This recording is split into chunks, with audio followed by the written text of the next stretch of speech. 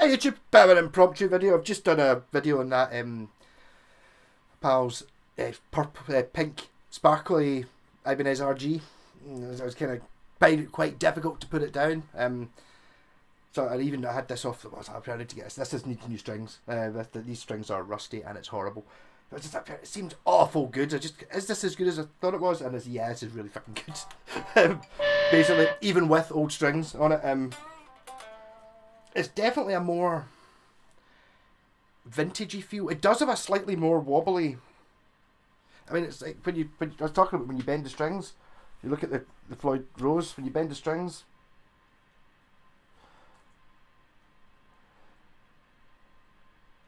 It's moving a perceptible amount. Like, we're talking, the end of this, which is on a lever, a 6-inch lever, is moving about a millimetre. It just gives it, there's a little bit of spring to it, which the hardtail doesn't have. Again, I'm going to mod this. I know how can you modify a guitar that looks like that? Just to see how beautiful this thing is. But I can't live with the pots. I can't live with the push pots. Modern push pots, no problem. They work like a pen. I don't think I've got a clicky pen. You know when you click a pen and it kind of goes click and stays in when it's on, and then you click it, it pops back up again. Totally fine. These, no. It clicks and then comes back up to exactly the same position. So the only way you've knowing whether you're in single coil is to listen for it, which is kind of fine. But even then, you're kind of pretty sure that's single coil. Is that single coil? So you have to press it, and then it goes to humbucker, and you go, I was right. And then you have to press it again. So you have to press it twice.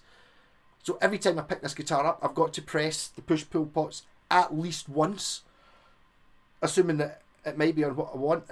So basically, I'm going to replace them. What I'm wondering is, if I've got two volumes and a tone, I'm kind of quite happy just having one volume. So sacrilegious though it may be, I might just make it a master volume in two tones, and make the master volume a push pull that just splits both pickups into one. Or do I want to do that? Kind of do. I mean, how much would I be used, or do I go for a super versatile where I can actually choose, like the way the Schecter's wired, where I've got two push, which splits, you know, the tone splits this into a single coil, and that splits this into a single coil. Is that how I do it? That does give me like humbucker and single coil and humbucker and single coil as extra sounds doing that. But is that really what I want? Because really what I want after playing that the RG a minute ago, the 5 sounds you get off its 5-way switch are just brilliant. It's just exactly what you want. All the sounds are hum cancelling, every one of them, so you never get any noise. And it gives you, well, it's a 5-way switch. This would be getting a 5-way switch. This is before the 5-way switch. I think was Steve Vai put that into the RG. Before that, the RGs had the ones without scratch plates, maybe. Not sure exactly. But this has got like a Les Paul type toggle. But the 5-way and the other one gives you the two humbuckers solo, which is perfect. Both humbuckers on, which is not really a sound I use that much. And then positions 2 and 4. 2 is the inner coils, both single coils, and then 4 is the neck pickup wired in parallel, which sounds about 90% like a single coil, but it's hum cancelling. So I'd maybe. Or then is that a way to do it? Would I do that? I would rather have full single coils, wouldn't I? If I've got noise, I'm happy with noise.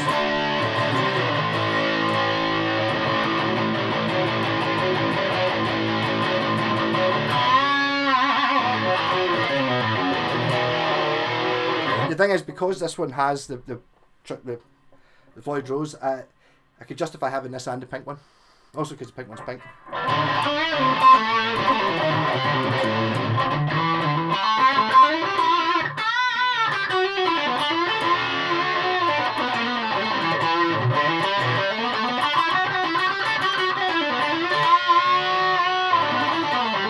Actually, I don't think we call it the other one, calling this the Roadster, and the other one an RG. Well, RG stands for Roadster Guitar. So it is a Roadster, and also this one, actually, if you look at the letters in the back of the headstock, you see that? This is actually the first RG. They were RSs up until 1986. 1986, and then they became the RG, which stood for Roadster Guitar. It still says Roadster. Roadster 2 series on the headstock though. The ultimate expression of craftsmanship. What is it says on some other guitar? Is it Scotsman? Need to remember to ask him about it. It's not as cool a phrase, something like that though. It's like pure accuracy. It makes definity or something like that. That's actually quite good as well. Maybe write that down. Yeah. So I'm just gibbering now. I'm in an Ibanez mood, an Ibanez RG mood.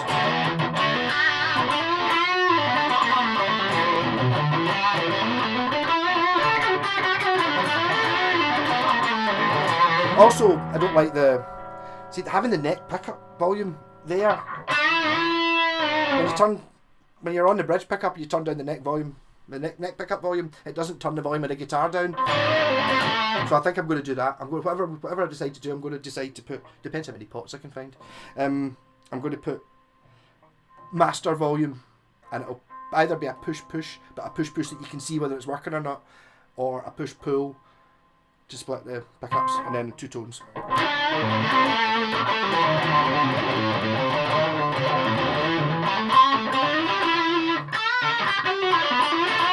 Okay, put the two of them together. First I'll get that loop in there.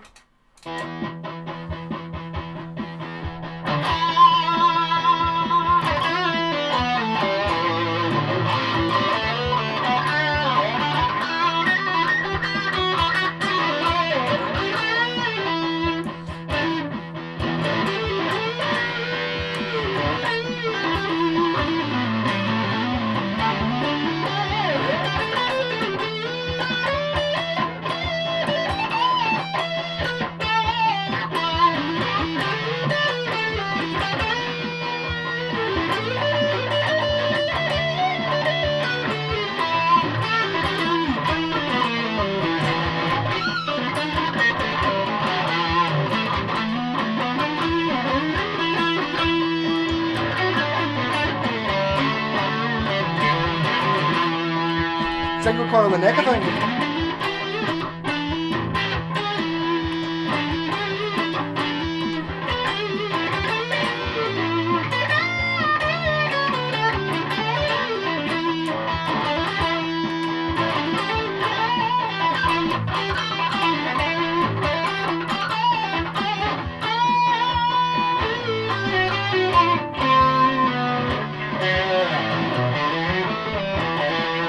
Strings are minging. This is not a solution, but it makes them a bit less minging. Maybe. Doesn't make the strings new, but it helps.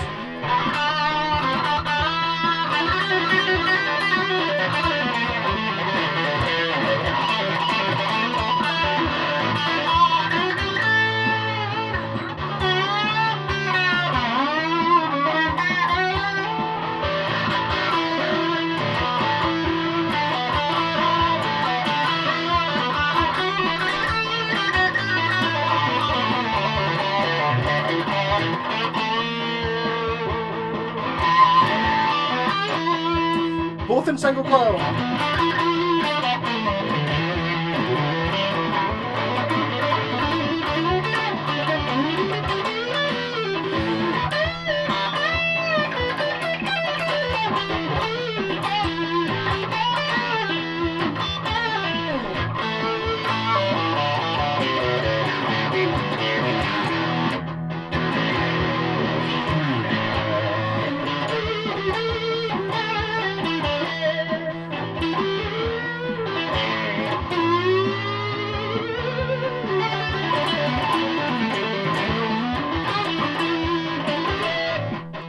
Right, so is it going to sound any different if I go humbucker in single coil?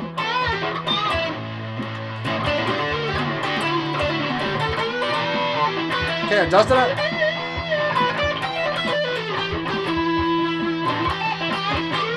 Damn it!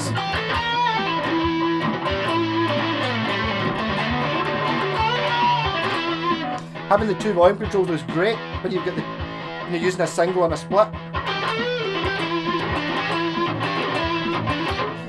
Got a little bit too much neck, not enough bite. Roll that down a wee bit.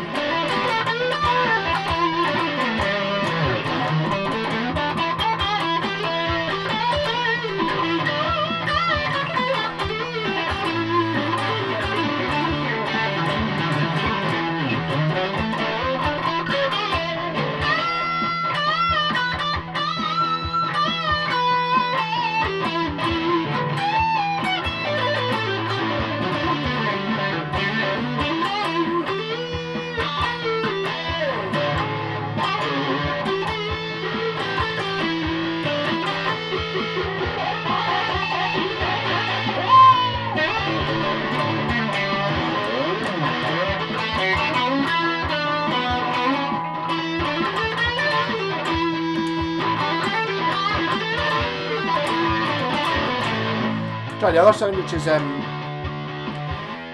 bridge humbucker, neck single coil. Do I want that one?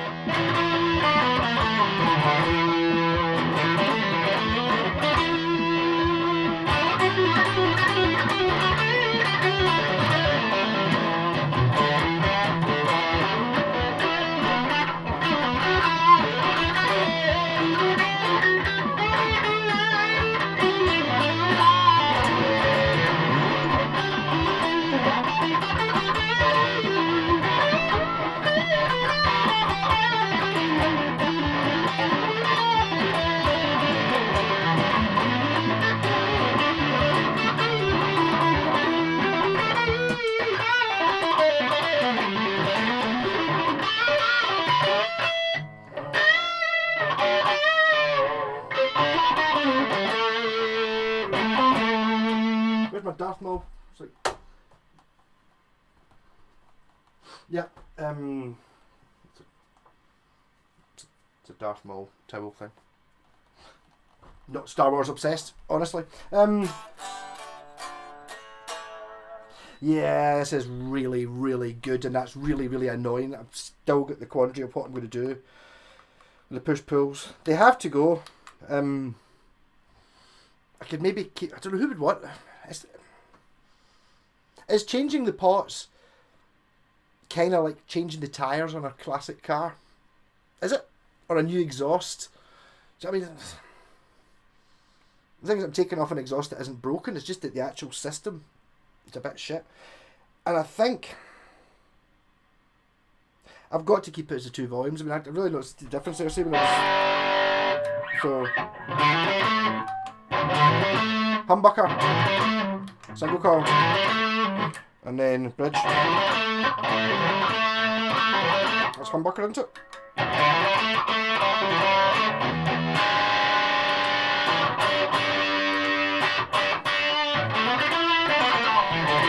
Can't really hear that much when you get that much fuzz on, that much rat on the head. Well, that's humbucker. That's single coil, but the neck and the humbucker and the bridge and a single coil, which was always my favourite sound on that Schecter, is off a good. Just roll down a bit. The other way, roll that way. Oh!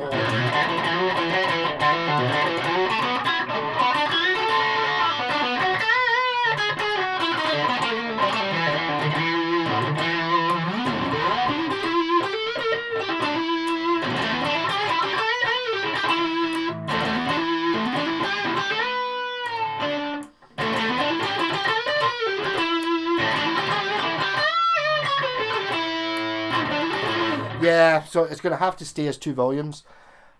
I'm going to keep them the right way around. This is the neck and this is the bridge, which is what it should be. And I'm just going to learn to turn them both down. That's the way around it, isn't it? Yeah, this is an awful good guitar. What did it say? This is a 530. That other one was a 4. Is that a 430 and a 440? So it's 100 more, but it's also got, it's a 2021. This is a 1986. So it's got a fair bit more age to it. Gary Moore played one of these though. And Gary Moore was already dead by the time the other one was built. Although I'm pretty sure he would probably have played it going, whoa, I'll have the sparkly pink one. It really is. The thing is, it's amazing how it sticks out. We used to it in the shop. There's a video of me and Scott walking about the shop, and it's like, it sticks out. It's a big line of all the guitars. And it's like, whoa, look at that one. I can't remember how much they were, but it wasn't expensive. It was what you would see on most YouTube channels as super affordable. It's like 400 quid, 350 quid, something like that. Super affordable. It's like, no. You can get more superly affordable than that. I don't spend that much on a guitar very often, ever. I've never spent that much on a guitar. But it's awfully nice. I do awfully like it. I'm glad that I dug this one out there, because I would rather have this one, which I've already got. So that's fine.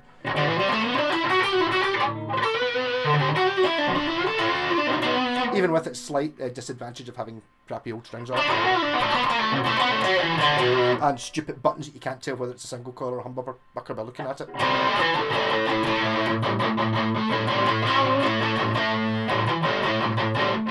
Also, I think I might really like... I've got to learn to turn off both. I might really like painted necks. This is a sort of pearlescent type thing, which normally I don't like. There's I saw an Ibanez Roadster bass. Me and Scott were doing the Roadster series videos. Keep talking about it all the time. He's hopefully not get COVID. What was I going to say? There was a Roadster bass that appeared on Facebook Marketplace, and it had no scratch plate, and it was all white. I just didn't like the look of it. It's a shame, you know. Cause I think basically it was the one up from that model, which I ended up getting for buttons anyway. But because it had been badly modified, it was me that put. I'm still not sure whether the checker plate, scratch plate looks A, good, or B, that I made it myself, which I did. But it kind of reeks a wee bit of someone who's tried to repair their own shoes. That's from Blackadder or something. It's got that sort of. I went to my grandpa to fix my. Well, look at my talking about Star Wars earlier on. One of my favourite figures was my Luke Skywalker Jedi, and the head came off. Oh, pure gutted. I went to my papa's house, and he's like a wee workshop at the back of it. He used to make shit out of wood and all that. And he somehow managed to recess a bolt and a receiver into the neck joint. So my Luke Skywalker, you could actually unscrew the head, and it was like quite a tight thing on it. So you could like extend it out, and it would give it about 10 turns, and it would be like an inch. And he'd have a big long neck, and it was like awesome. Kind of, it's got a wee bit of that sort of vibe to it. But I just pointed that was just because it was a pearlescent finish, which was very, very 1986 thing to do. This one, if it didn't have even if the middle bit was just black, but it's not, as you can see, it's like a maple veneer or a flame maple top, and below that painted black that you can only see from certain angles, but you see it. So it also looks green, which it doesn't look green there, but it looks green in real life.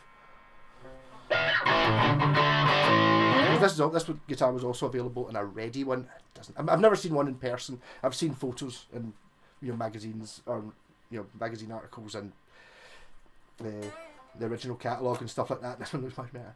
So I can't see how you would choose. If the two of them were on the wall, it would be this one you would choose. And I think this is the rarer of the two as well. I suppose the only downside of this one, as I said, you can't really see the grain from any angle. I didn't even notice that grain when I bought it. One of my few named guitars I named it after the girl I bought it off, Lena, from My Dying Bride. So it'll be this. 10 years ago. I didn't know what it was at. Scott offered me offered me a Jaguar for it at one point. Like a 2-litre estate Jaguar. When my Panda blew up. I was like, right. It's like, no, I can't give you it. For a Jaguar. I just didn't want to drive a Jaguar in case it's like, you're driving it might not be worth that much money. It's like, you need new brakes, 500 quid. Like, what? It's a Jaguar, whereas Panda, new brakes, not 500 quid. Rock on. Catch you later.